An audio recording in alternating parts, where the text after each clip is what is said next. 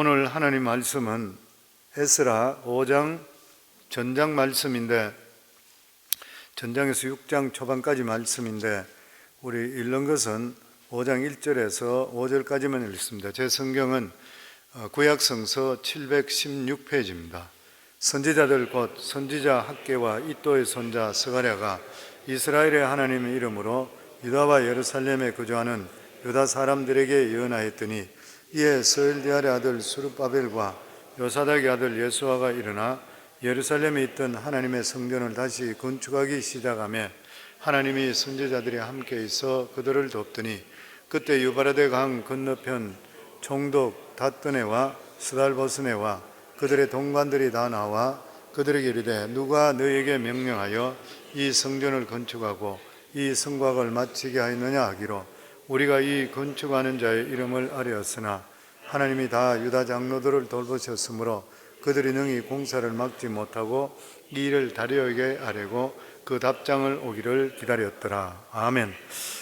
사업을 하든지 무슨 일을 하든지 간에 우리가 때를 맞춰서 바른 믿음의 결단 그리고 바른 디시전 내리는 것이 너무나도 중요합니다.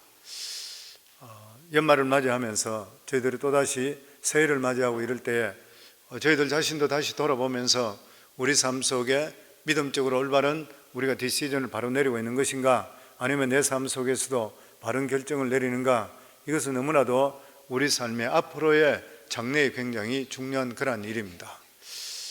미국의 큰 회사들 보면은 한때는 잘 나갔던 회사들이 방향을 잘못 잡고, 그리고 또한 때를 잘못 그리고 또한 개발을 늦게 하는 바람에 도산에는 그러한 회사들이 참 많이 있습니다. 여러 가지 많이 있습니다만 찾아보니까 그 폴라로이드 적석 사진 찍는 그 회사, 에드윈 랜드라고 하는 사람이 창립자였었고, 스티브 잡스가 이야기하기를 이 사람은 미국의 국보라 할 정도로 애플에서 스티브 잡스가 그렇게 존경했던 사람. 그렇지만 그 다음번 이 사람 말 외에 그 뒤에 CEO들이 이어받으면서 그들이 이 디지털 카메라 기술은 있는데도 불구하고 개발 시기하고 타이밍을 놓치는 바람에 도산해 버렸습니다. 우리가 잘 알고 있는 코닥도 마찬가지잖아요. 코닥도 마찬가지로 이 헐리우드의 영화계에 코닥 필름을 쓰는 것이 95%를 썼다니까 전체를 다 쓴 거 마찬가지죠. 그리고 전 세계적으로 이 사진에 필름을 사용하고 있는 것이 코닥 필름이 85%를 됐다 그래요. 그런데도 불구하고 역시 마찬가지로 디지털로 변화되는 이 변화에 대한 디시전을 잘못 내려서 도산해 버렸습니다. 물론 딴 쪽에 팔렸다 하더라도 그게 도산이 돼버리고 말았던 것이요. 우리가 너무나 또 잘 알고 있는, 어린아이를 데리고 있는 분은 잘 알고 있는 토이스Rus, 오프라인으로 세계 최대 이 장난감 완구 매장이었었죠. 그런데 전자 온라인에 대한 이러한 것들에 미비됐고, 그리고 온라인도 아니고 오프라인도 아니고 어중간한 상태에 계속적으로 있다가 온라인 진출이 늦어지는 바람에 결과적으로 파산해 버렸던 거예요. 토이스Rus 그러면 어린아이들이 가장 가고 싶었던 그러한 회사였습니다. 또 옛날에 보면 비디오 대여부터 해서 영화도 만들고 했던 블랙바스터, 우리 많이 알고 있는 회사입니다. 그런데 역시 마찬가지로 타이밍을 놓치는 바람에 넷플릭스로 인해서 망해버렸던 것이에요. 얼마 전에 들으니까 그 팬데믹 기간 동안에 역시 도산에 있는 기업 중에 보니까 이 그 GNC 바이타민 파는데 매장이 6,000개 이상 됐는데 그 역시도 마찬가지로 도산해버리고 말았는 것이에요. 한국분이 경영했던 Forever 21, 여기도 마찬가지로 도산해버리고, 그렇게까지 크게 하다가 도산해버리고 말았는 것이에요. 사업을 하는 사람들에게 가장 어려운 결정이 뭐냐면 새로운 투자를 결정하는 그러한 일일 것이에요. 물론 지금까지 규모가 굉장히 컸으니까 그대로 가지고 끌고 가는 것도 좋지만, 만약에 새로운 제품을 개발하지 못하고 품질 향상을 이루지 못한다 그러면 경쟁사에 의해서 잡아먹힐 것입니다. 이것이 실제적으로 사업들이나 이런 데 보면 증명하고 있는 것이에요. 그렇다고 해서 엄청난 규모의 새로운 투자를 하려고 그러니까 은행 돈도 빌려야 되는 것이고, 잘못 판단하게 되면 투자 잘못 때문에 회사 경영이 위태로워지고 오히려 부실돼서 도산할 수도 있게 되는 것이에요. 보면 그럼에도 불구하고 사람들은 언젠가 한 번은 과감하게 옛날의 옷을 벗어버리고 새로운 미래에 대해서 도전할 수가 있어야 되고, 그리고 이러한 결단을 통해서 삶이 발전되게 되어 있는 것이에요. 그래서 항상 이 발전하는 데 일에 대해서는 위험성이 따라오게 되어 있는 것입니다. 오늘도 우리가 살아갈 때에 결정할 일이 너무나 많이 있는 것이에요. 올바른 결정하면 올바른 일, 성공적인 일이 되고, 잘못 결정하면 어려운 일이 생기고 망하는 것이에요. 사업뿐만 아니라 지금 내가 다니고 있는 그러한 직장이 불만스러운데 계속 참고 있을 것인가, 아니면 과감하게 사표를 내고 이직하든지 새로운 사업을 할 것인가. 여러 가지 면에서 우리는 미래에 대해서 결정할 일이 너무나 많이 있는 것입니다. 우리는 이럴 때 어떻게 결정을 해야 될 것인가요? 사실 이거는 너무나도 우리 각자에게 어려운 그러한 문제인 것입니다. 오늘 성경에 보면 바벨론에서 포로로 돌아온 유대 백성들은 이 스룹바벨의 지도하에서 성전 공사를 시작했습니다. 그런데 성전 공사를 시작했는데 생각보다 너무나 어려웠고, 더더욱이나 그곳에 살고 있는 사마리아 사람들이 자기들도 같이 돕겠다 했을 때 사마리아 사람이라고 그들의 반대하고 그들을 받아들이지 않게 될 때 집요하게 반대하다가 결과적으로 사마리아 사람들이 이 페르시아 왕궁까지 로비를 하는 바람에 아닥사스다 왕의 칙령을 통해서 성전 공사가 전면적으로 중단되게 되었습니다.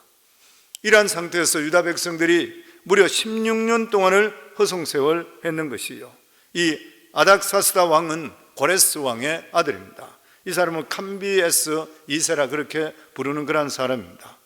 그렇게 되니까, 이런 결과가 있게 되니까 후회될 수도 있는 것이, 왜냐하면 사마리아 사람들이 일찍 그러면 참여하고 싶을 때 참여할 것을, 반대하지 말았을 걸, 이런 후회도 있을 것이에요. 왜냐하면 사마리아 사람들이 안 된다고 했기 때문에 그 사람들이 심한 반대에 부딪히게 됐던 것이에요. 그러나 우리는 과거를 두고 후회할 필요는 없는 것입니다. 왜냐하면 이미 지나가는 일이고 지금이 중요한 것이에요. 지금 하나님 말씀을 우리가 바로 받아들이고 시작하게 될 때는 지금도 하나님께서 우리와 함께 주시는 것이에요. 무려 16년 동안 성전 공사가 중단되었는데 하나님께서는 이 학개 선지자와 스가랴 선지자를 통해서 유다 백성들을 책망하기 시작합니다. 왜 너희들은 성전 공사를 중단하고 허송세월을 보내고 있느냐? 그러나 페르시아 제국의 아닥사스다 왕이 중단시킨 그러한 공사를 속국이 아니라 포로로 갔다가 풀려났던 유다 백성들이 자기 마음대로 시작하게 될 때는 반드시 왕에게 보고가 될 것이고, 잘못하면 자기들이 공사를 하다가 왕의 명령을 어겼다 해서 죽을 수도 있는 그러한 일인 것이에요. 그래서 여기서 이 스룹바벨이나 유다 지도자들의 고민이 뭐냐면은, 하나님 말씀에 복종해야 되느냐, 아니면 왕의 명령에 복종해야 되느냐, 자기들이 결정을 내려야 되는 것이에요. 왜냐하면 선지자들이 하나님 말씀으로 꾸짖는 것이에요. 너희들이 왜 지금 지체하고 있느냐? 선지자의 하는 말을 순종하려니까 왕의 명령이 두려운 것이고, 그리고 왕의 명령에 순종하려니까 하나님만 두려울 뿐만 아니라 하나님께서 거기에 순종에 대한 축복까지도 잃어버리게 되는 것이에요. 이때 스룹바벨과 유다 지도자들의 결심은 죽을 각오를 하고 하나님 말씀에 복종하자는 것이었습니다. 우리에게 가장 어려운 것이, 실제적으로 우리가 믿음 안에 있다 그러면은 하나님의 뜻인지 아닌지 알기가 어려운 것이지, 하나님은 뜻만 분명하다 그러면은 아마 믿음의 사람들은 죽을 각오를 하고 순종하는 삶을 살 것이라 그렇게 생각합니다. 내년에 우리 교회의 표어가 뭐냐면 아모스 5장 4절 말씀입니다. 여호와께서 이스라엘 족속에게 이와 같이 말씀하시기를 너희는 나를 찾으라 그리하면 살리라. 23년 내년 표어가 뭐냐면 여호와를 찾으라 그리하면 살리라. 죽을 각오로 하나님을 찾게 될 때, 순종하게 될 때 하나님께서 반드시 살 길을 마련해 주시는 것이요, 지금까지 응답받지 못했던 여러 가지 문제들이 2023년을 맞이하면서 여호와 하나님 우리 아버지를 찾음을 통해, 죽도록 찾음을 통해 하나님께서 우리 삶을 건져주시고 응답받는 한 해가 되기를 주 이름으로 축원합니다. 바벨론에 돌아온 유다 백성들은 성전 공사를 중단하고 여호와 하나님을 적극적으로 찾지 않고 자기들 집을 짓고 자기 농사를 지으면서 개인적인 행복을 추구했습니다. 그런데 이상하게도 그동안 개인적인 일을 많이 했는데도 불구하고 그 삶이 윤택해지질 않고 축복이 임하지를 않는 것이에요. 그랬더니 하나님 말씀이 임하기 시작했습니다. 오늘 1절 말씀 다시 한번 같이 읽습니다.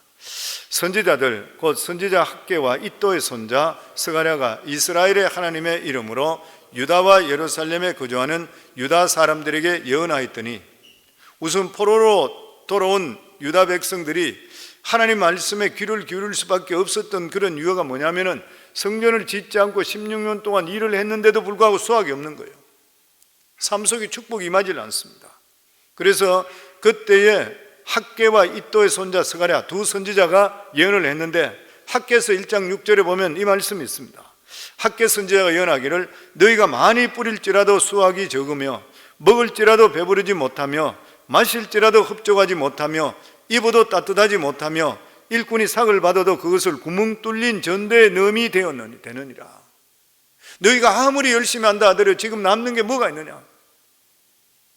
너희가 아무리 열심히 무슨 일을 밤잠을 안 자고 일을 했는데 너희 삶이 지금 무엇이 되느냐?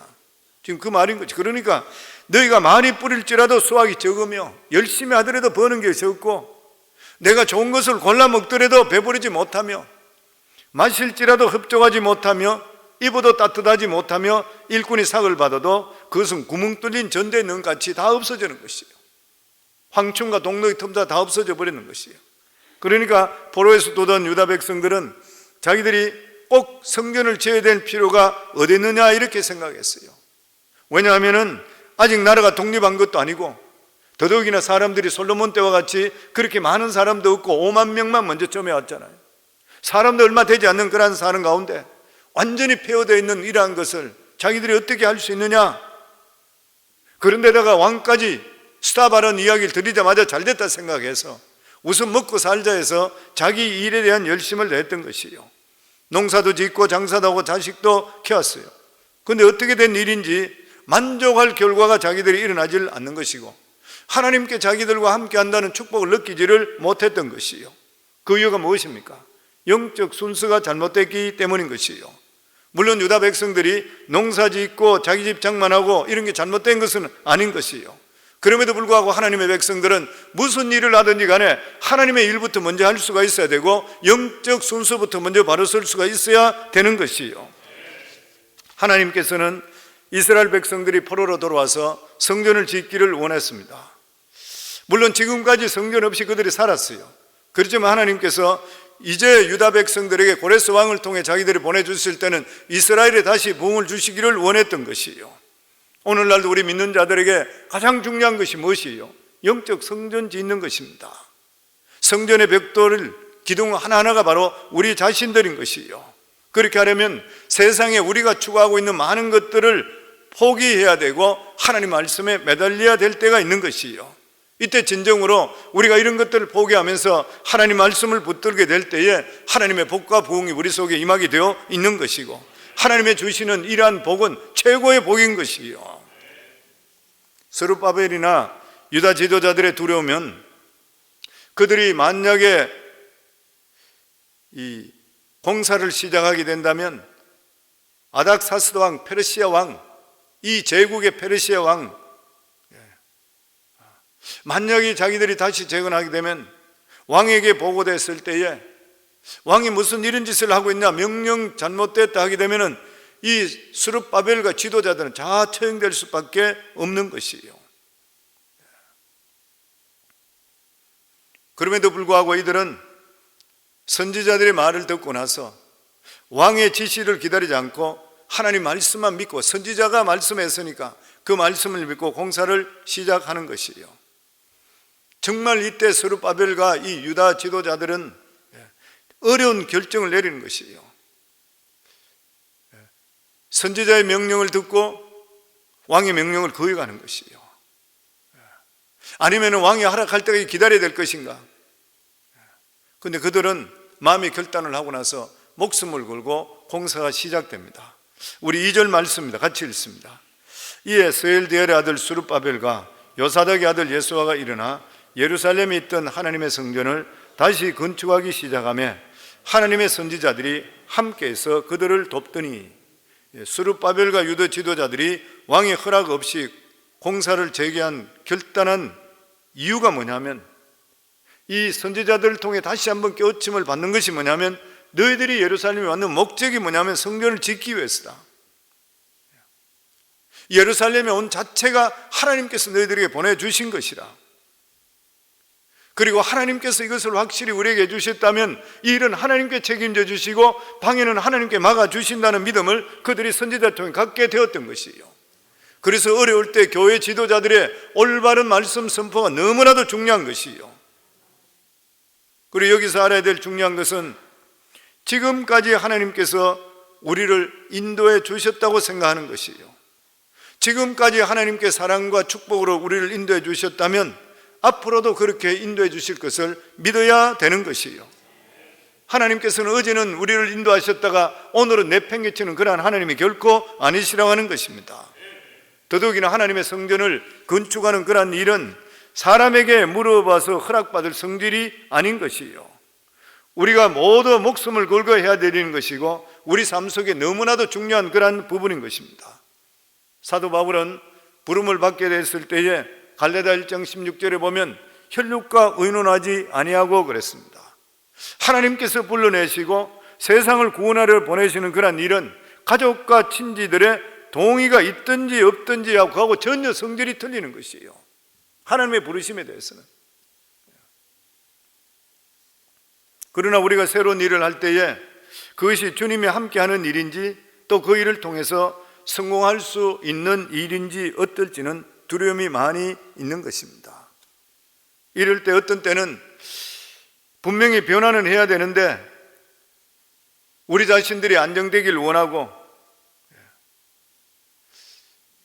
근데 바뀌기는 바뀌어야 되는데 두렵고, 그렇게 할 때 하나님께서는 우리에게 어려운 일로 몰아내 붙이는 그러한 경우들이 생깁니다. 이스라엘 백성들이 출애굽할 때에 사실 이스라엘 백성들이 애굽을 떠나려고 하지 않았어요. 그런데 애굽의 바로가 이스라엘 백성들을 너무나 싫어해서 아기들을 낳을 때 사나이가만 낳는 것 같으면 모두 다 강에 던져서 죽이라 그랬던 거예요. 그리고 모두 다 노예로 만들어서 강제 노동시키게 되니까 너무나 괴로우게 되니까 어쩔 수 없이 애굽을 떠나는 것이에요. 우리들도 때때로 모험할 때가 있는 것입니다. 어떤 때는 이 몸이 생명에 걸린 그러한 경우도 있는 것이에요. 이때 우리는 두 가지를 생각해야 됩니다. 하나는 과연 일이 하나님께서 기뻐할 일인가? 무슨 일을 병동하더라도 하나님께서 이를 기뻐하시겠나? 또 하나는 뭐냐면은 지금까지 하나님께서 나를 인도해 주셨냐? 내 영적 상태가 내가 어떠냐? 자기 자신을 돌아볼 수 있어야 되는 것이에요. 위험 부담이 있다고 해서 제자리에 있게 되면 발전이 없는 것입니다. 이스라엘 백성들은 가나안 땅에 진격해야 되는데도 불구하고 그들이 무섭다고 생각해서 진격하지 않게 되고 했을 때, 광야로 도로도록 했을 때 무려 40년 동안 돌다가 다 죽어버렸던 거예요. 우리가 새로운 시도를 하지 않는다면 우리는 언제든지 우물한 개구리밖에 될 수가 없는 그러한 상태인 것입니다. 이때 우리가 생각할 것은, 우리는 미래를 완전히 예측하면서 결정하는 것은 결코 아닌 것이죠. 우리는 분명히 불확실한 상태에서 위험을 감수하면서 결단해야 될 때가 너무나 많이 있는 것입니다. 그때 우리는 이것이 나 자신의 이익을 위한 것인가? 아니면 하나님을 기쁘게 하는 것인가? 또 이렇게 할 수밖에 없는 이유가 무엇인지에 대해서 우리 자신들을 곰곰이 생각할 수가 있어야 되는 것입니다. 그런데 만약 이것이 하나님의 기뻐하는 일이라 그렇게 생각하고 일을 추진하게 될 때는, 만약 하나님 뜻이 아니라 그러면 하나님께서 막아주시게 되어 있는 것이고, 또 하나님께서 함께하는 그러한 일이라면 막혀있는 일들도 조금씩 문이 열리기 시작하게 되어 있는 것이에요. 오늘 여기 보면 아니라 다들까 스룹바벨과 유다 지도자들이 가장 우려했던 일이 일어납니다. 그것은 뭐냐면 유다 지역을 관할하고 있던 총독이 성전 공사를 재개한다는 말을 듣고 조사하러 나오게 된 것이에요. 우리 3절, 4절 같이 읽습니다.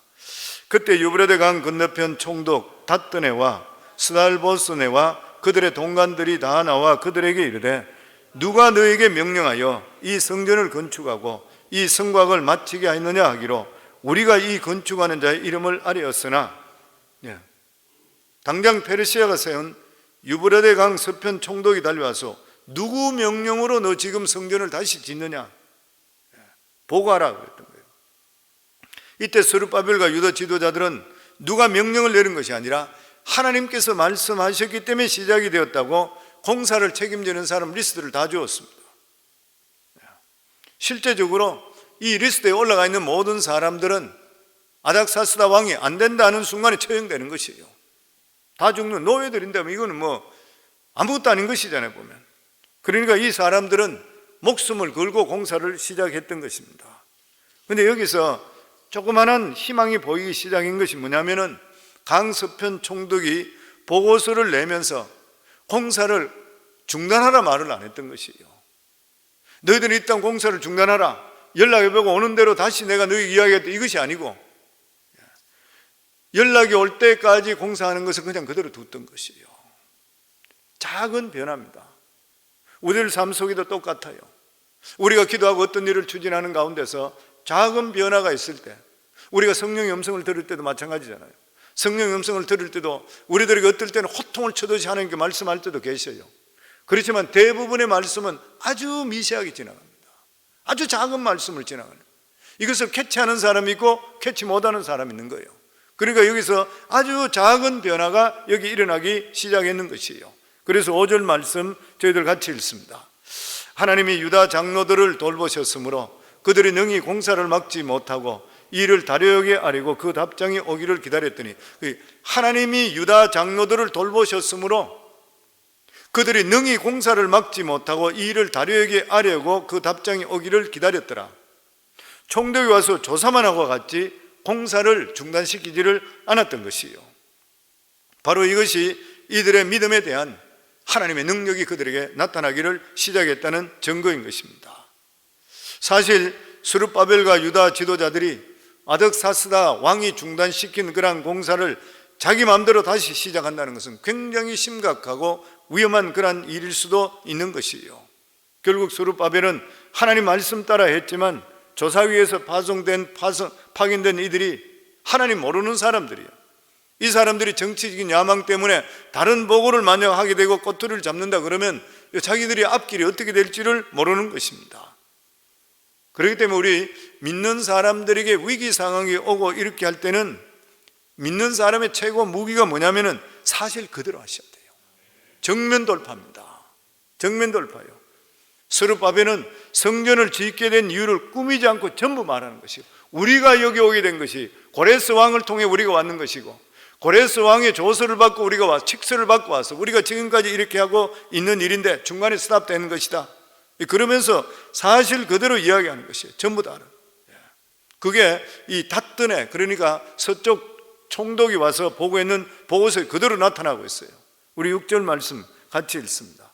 유브라데 강 건너편 총독 닷든에와 스달보스네와 그들의 동관인 유브라데 강 건너편 아비삭 사람이 다리오 왕에 올린 글의 초본은 이러하니라.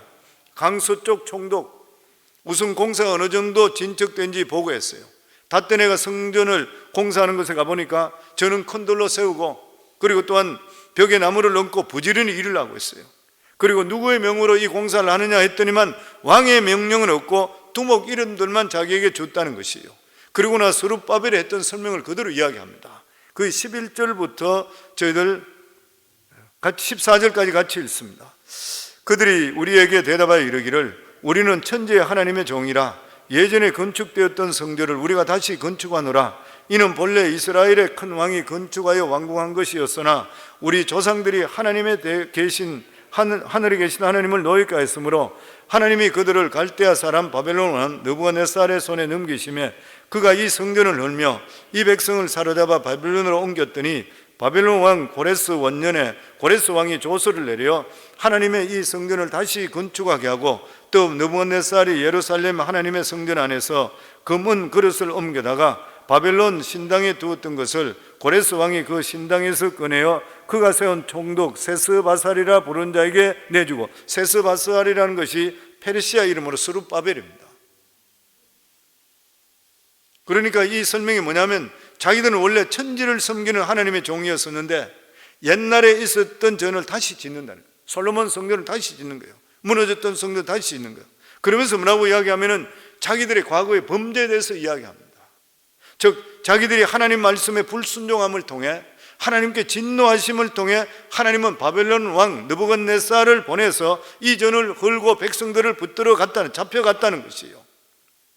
그런데 고레스 왕 원년의 조서를 내려서 하나님의 전을 건축하게 하고 바벨론 왕궁에 있는 성전의 기물까지 다 돌려주었다는 것이에요.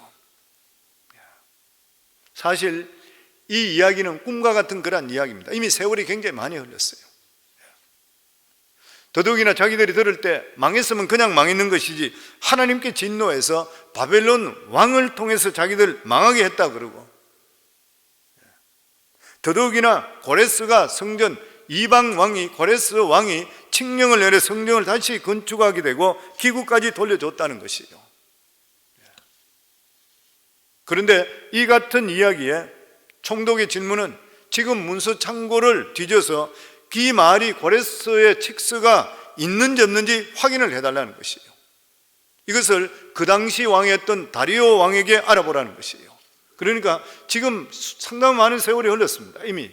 왜냐하면 짓다가 그만두고 16년 지나고 또 짓고 이런 식으로 되기 때문에 페르시아에는 첫 번째 왕이 고레스예요. 고레스가 30년 동안 집권하고 그 다음 캄비세스 2세가 7년을 집권했어요. 아닥사스다 왕이 캄비세스 2세라고 그래요.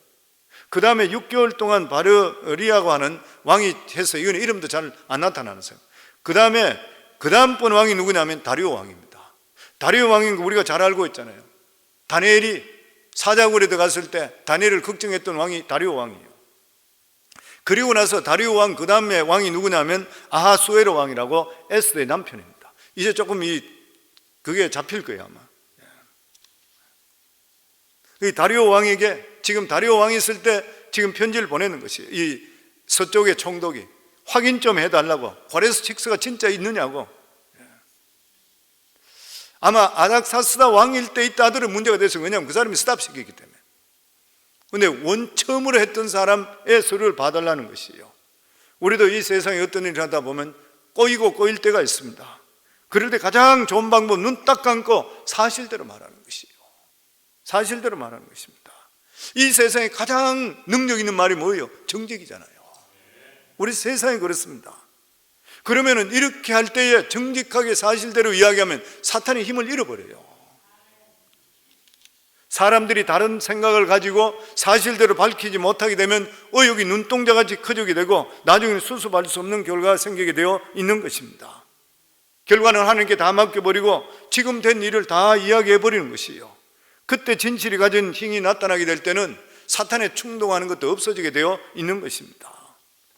그러나 유대인의 입장으로 볼 때에 위험한 것이 또 있는 것이 뭐냐면, 벌써 몇 대까지 지나갔는데 아주 조그마한 나라, 너희로 왔던 그 나라의 칙서가 아직까지 보관되어 있느냐는 거예요. 더더욱이나 그것을 찾아낸다 하더라도 다리오 왕이 그것을 허락해 줄 수 있느냐는 것이에요. 왜냐하면 바로 선대 왕이 못하고 했던 것이거든요. 그런데 놀라운 것은 스룹바벨이 선지자의 말을 믿고 믿음으로 나갔을 때 하나님께서는 한치의 오차도 없이 정확하게 모든 결과가 나타나도록 만들어 주셨다고 하는 것입니다. 왜냐하면 페르시아 궁에서 드디어 고레스의 칙서를 찾아내게 되었습니다. 에스라 6장 1절에서 2절에 이 말씀이 있습니다. 이에 다리오 왕이 조서를 내려 문서창고 곧 바벨론의 보물을 쌓으던 보물 청각에 조사하게 하여 메대주라는 것이에요. 메대도 악베라 궁성에서 한 두루마기를 찾았으니 거기에 기록되었으되, 6장 1절과 2절에 나오는 그런 말씀입니다. 페르시아의 수도가 어디냐면 수사예요. 우리 에스더에 나오는 데 보면 수상궁이라는 것이 수사예요. 똑같은 데입니다. 수사인데 고레스의 조서가 수사에 있었는 것이 아니라 거기서 엄청나게 멀리 떨어져 있는 메대라는 도시, 그 메대라는 주에 이 악베다 궁에서 발견되는 것이에요. 여기 보면 악베다 궁성에서 한 두루마기를 찾았으니 수많은 두루마기 많은 중에서 거기에서 아주 극적으로 찾아내는 것이에요. 이 악베다 궁이라는 것은 해발 1800m 높은 그런 고지대에 있는데 왕이 여름에 더워서 이게 시원하게 올라와서 거기에 머물면서 서류를 보던 그런 장소였다 그래요. 좌우간에 하나님께 하시는 일은 어딜 가더라도 산이든 바다든 틀림없이 해주시는 것이에요. 보면 도저히 페르시아 안에 찾을 수 없는 것 같은 문서가 발견되면서 예루살렘 성전을 짓는 것이 유대인들이 자기 마음대로 하는 것이 아니라 고레스 왕이 정식으로 명령한 사업이라는 것을 알게 됐고 입증되었는 것이에요. 그런데 고레스 왕은 그 칙령에서 성전의 규모와 자금까지 조달할 것이라는 것이 그 안에 들어있었던 거예요. 자기들이 모르던 거 여기 들어있는 거예요. 우리 에스라 6장 3절 4절 같이 읽겠습니다. 고레스 왕 원년에 조서를 내려 이르기를 예루살렘에 있는 하나님의 성전에 대하여 이르노니 이 성전 곧 제사 드리는 처소를 건축하되 지대를 견고히 쌓고 그 성전의 높이는 69빗으로 너비도 69빗으로 하고 큰 돌 3켜에 새 나무 1켜를 놓으라. 그 경비는 다 왕실에서 내리라. 기가 막힌 말이 있어요. 여기서 고레스 왕이 조서에서 알 수 있는 게 예루살렘 성전을 짓는 것이 페르시아에게도 유익이 된다는 전제예요. 즉 하나님 백성이 돌아가서 하나님께 예배 드리는 것이 페르시아와 다른 민족들에게 도움을 되는 일이기 때문에 우리가 일을 적극적으로 해야 되기 때문에 이렇게 하기 때문에 우리가 이렇게 해줘야 된다 그러면서 그 비용까지 왕실에서 부담한다는 명시를 다 해놨던 것이에요. 이 고레스 왕의 조서가 한 장이 발견됨을 통해서 스룹바벨과 그리고 또한 유다 지도자들 모두 목숨을 건졌을 뿐만 아니라 떳떳하게 성전 짓는 비용까지도 모두 다 받을 수 있는 자격을 얻게 되었던 것이에요. 위기 때 믿음으로 돌파하시게 될 때는 우리가 생각하지 못하는 놀라운 일이 우리 삶 속에 반드시 준비되어 있다고 하는 것이에요. 아멘. 스룹바벨이나 유다 지도자들이 고레스 왕의 조서가 어딘지 어떻게 알겠습니까? 그것도 왕궁에 있지 않고 수도에 있지도 않았던 것이에요. 그리고 건축 비용까지 왕실에 된다는 것은 꿈도 꾸지를 못했던 그런 일인 것입니다. 그러나 하나님 말씀을 믿고 그리고 목숨을 걸고 일을 하게 되니까 모든 일이 다 풀어지는 것이에요. 모든 일들이. 이것을 보면 우리가 하나님께서 기뻐하는 일을 하게 될 때 하나님께서 얼마나 기뻐하는지 아세요. 우리가 하나님을 기뻐하게 하면 하나님께 너무 좋아하세요. 우리가 생각하지 못하는 것까지 다 예배하시는 하나님이시요. 특별히 영적인 성전을 짓기 위해서 온전히 선진할 때에 천국의 놀라운 축복과 보물창고가 열리는 역사가 임하게 되어 있는 것이에요. 인간의 머리로서는 도저히 상상할 수 없는 일까지도 하나님께 다 이루어 주시는 하나님이시요. 우리는 순간순간 살아갈 때마다 불안전한 가운데 많은 결정을 내려야 됩니다. 그런데 항상 결정을 내릴 때 영적으로 유익한가? 이 일을 통해 하나님께서 원하실까? 이걸 반드시 먼저 생각하셔야 되는 거예요. 이걸 먼저 생각하고 결정하면 반드시 하나님의 역사는 임하게 되어 있는 것이고, 왜냐하면 하나님 책임져 주시기 때문에 모든 일을 하나님께 이루어 주시게 되어 있는 것입니다. 그래서 이 스룹바벨이나 유다 지도자들이 주의 종의 말씀을 듣고 목숨을 거는 신앙의 결단을 했을 때에 하나님의 놀라운 예배하심을 경험하게 되었던 것이에요. 우리 신앙생활도 다른 말로 이야기한다면 결단하는 그런 삶입니다. 적당히 신앙생활해도 좋다면 왜 사도 바울이 자기 자신을 쳐서 복종한다 그래요? 하나님 말씀을 복종하는 것은 내 자신을 쳐지 않고는 복종 못해요. 내 생각이 너무 앞서기 때문에 자기 자신을 쳐는 것이에요. 신앙생활은 그냥 적당히 하는 것이 아니라 하나님 말씀과 나를 끊임없이 비유하면서 나를 쳐면서 가야 돼요. 그래서 우리 신앙생활을 다른 말로 이야기한다면 결단하는 삶이라. 본해프는 우리가 예수의 제자가 되려면 적어도 3가지를 결단해야 된대요. 첫 번째가 단독적인 결정, 예수 믿고 따르는 것 스스로 해야 된다.